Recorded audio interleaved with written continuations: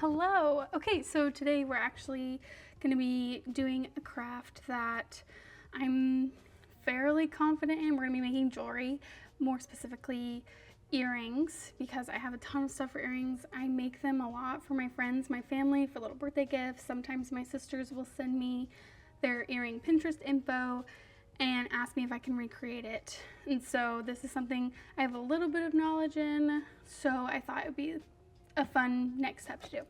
So I just have my Pinterest board up. We're just gonna take a look. Okay, so right off the bat, I have a lot of earring inspo photos that have seashells in them, and that's great because I actually have a ton of seashells that I've collected on various trips to the beach and whatnot. So I feel like because I have a ton, and when I say a ton, I mean a ton, just like I like to organize them by shape and size. So yeah, we have a lot to work with here. So we have a good amount of seashells to choose from. I have a lot of gold, but let's just make sure that, let's get all these guys off. I'm just gonna pull this into closer to me. I have this nice little green mat here, and it just kind of helps me with making sure that my beads don't roll away, because sometimes flat surfaces, even though they're flat, they do have some kind of an angle happening with them, and so I don't like when my beads roll away while I'm trying to work on them. So I think all of these are too large for what I'm trying to do today, even though I love them. They're just a little too big. Maybe like a bracelet or a pendant down the line. But earrings are kind of my strong suit, so we'll just stick with earrings for now. Okay, I think these 5 shells are like kind of like my fave for a starting out point. I've been obsessed with this one since I got it. I just think it's so perfect. I don't know, I love it. We have a hole here, so we have a nice starting point. I like to wear a variety of gold and silver jewelry, so I have both metals, but I think for this set of earrings, I like the gold option more. But don't get me wrong, I love a silver moment. I have lots of beads to choose from because I've been collecting for so long. I purchase a lot of my beads from this store called the Bead Fairy, and so they've always just had the best selection. I do sometimes purchase beads off of Etsy if there's something like really specific I'm looking for, but most of the time I just like to browse in bead stores and then pick things up as I connect with them, I guess. So I love having, let's just bring both of these over here. I love a pearl always. Actually, all of these pearls I've gotten from the Bead Fairy. I like these too. I have them organized through like their various shapes. Some are more oblong, some are more very like short and circular, and then some are super bumpy. They're all freshwater pearls. Okay, I'm overwhelmed by choices a little bit, I'm not gonna lie. Okay, actually, here's something else I like to do. I don't always use, there's probably a better way to make some of the things I'm making, but I don't always use things for their intended design. So sometimes I'll use these, I'll cut off the back, I'll file it down like crazy, and then just make it so it's like a connector, pretty much. I might do that this time too. I need to get my file. I have my files. These are great. The metal ones, they can do so much. It's the best. This one's probably my favorite because it's so wide. Anyways, doesn't matter. We need to get into this. We need to decide what we're doing.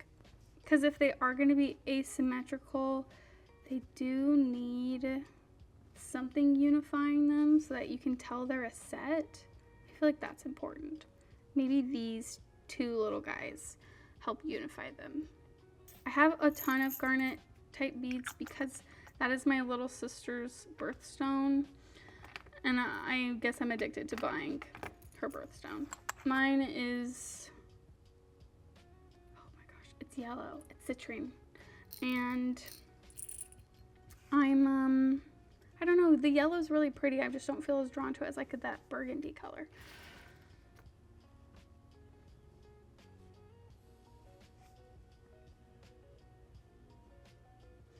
You know that?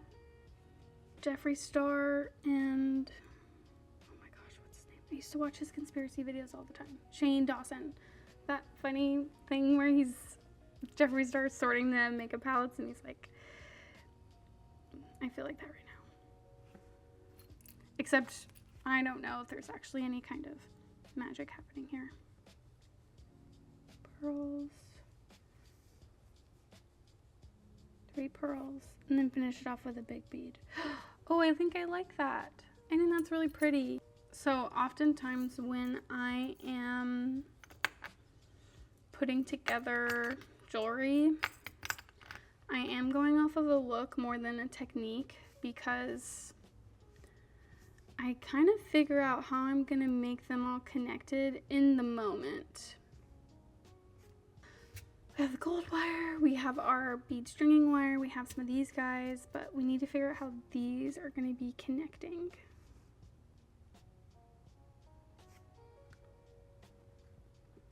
I feel like these, the bead stringing wire has more fluidity too. Whenever you use a pin, you just got to be okay that it's just going to be like stick straight the whole time. Whereas these can give a little bit more movement when you wear them. If I can get the plastic off, jeez. Okay.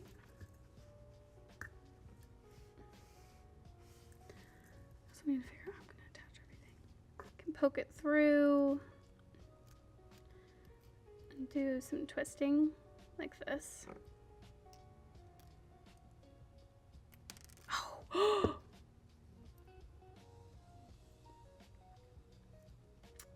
That is sad. But it wasn't meant to be, I guess. Oh my gosh, that's actually so sad.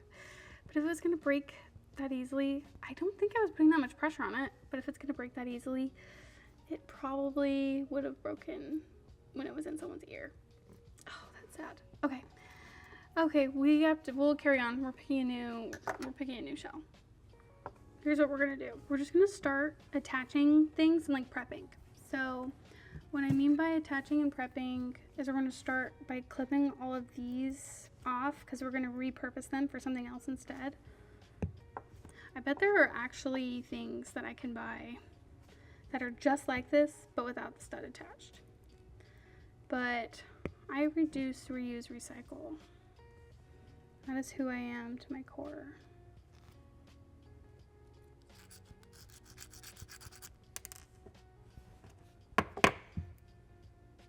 I'm very satisfied with that. Okay.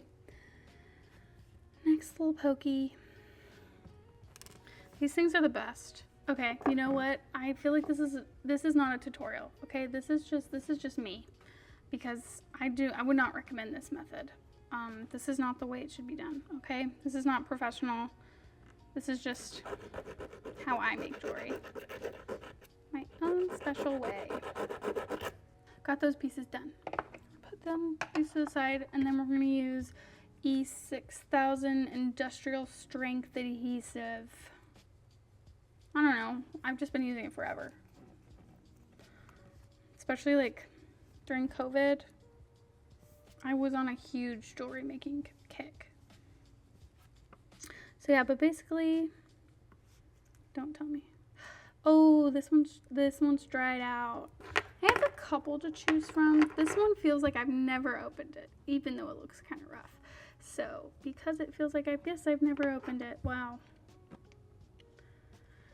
Okay, let's put a little, so we're going to put a little dot.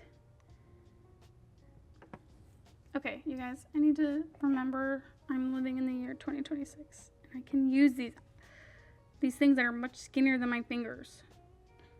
Okay, yes, I'm satisfied.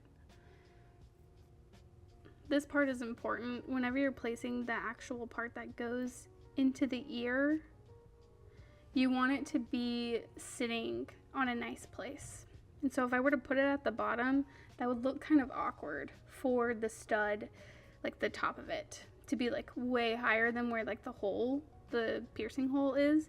So I like to put the stud closer to the top of the shell when I'm doing this. That is something I've learned the hard way. So I'm gonna do that. So everybody's getting dried up, and just because they're drying doesn't mean we can't keep working on it. So with these, we're actually gonna use the wire,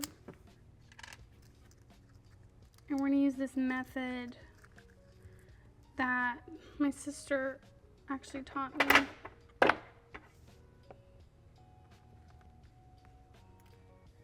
To make like a chain of beads, essentially.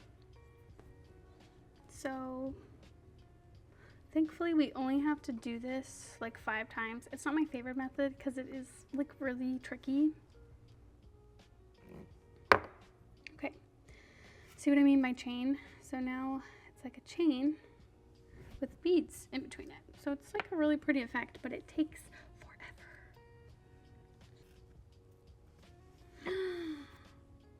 Look what we did. Oh, sorry. Look what we did. Oh, wait. Shit. Okay, that's really cute. Look at it. I love it. Way to go. Go team. Okay. And the back of the earring can look like whatever you want. And no one's looking back there, so we don't need to worry about that looking fancy. I'm doing much more of these like bead chains than I thought I was going to be doing today, but whatever. It's important to keep these skills sharp, I guess. I don't know. I need those special glasses that toy repair guy has in Toy Story 2. I need those to like really give me a nice magnified view without having to be like right up to my eye looking at it. That's what I need. I feel like making jewelry is kind of therapeutic once you do start to get it down. I still find myself almost throwing these pliers across the room a little bit because the amount of times I've had to like restart because I like did way too much pressure. It's annoying, you know, but it's worth it. It's worth it. Doing hard things. It's important. Okay, how important is it that we do the 3rd bead? Is that a deal breaker? If we do the 3rd bead, is it gonna be like... Okay, fine. It's fine. It's okay. Oh, I think I just drew blood. No, I didn't. But, ouch! Okay, one more, and then we can attach everything, and then we'll have a nice set of earrings that are totally unique because they are not perfect. Low-key ambidextrous because I'm doing most of this with my left hand. Honestly, why? It's just making it harder on myself. Perfect. Okay. Wait, let's get it all tidy. Yeah, I think this wraps up today's video. I hope that you enjoyed watching, and I know there were struggles at times, but now we have a super cute pair of earrings to wear for the summer. All the mermaid vibes. Hope you enjoyed, and I'll see you soon.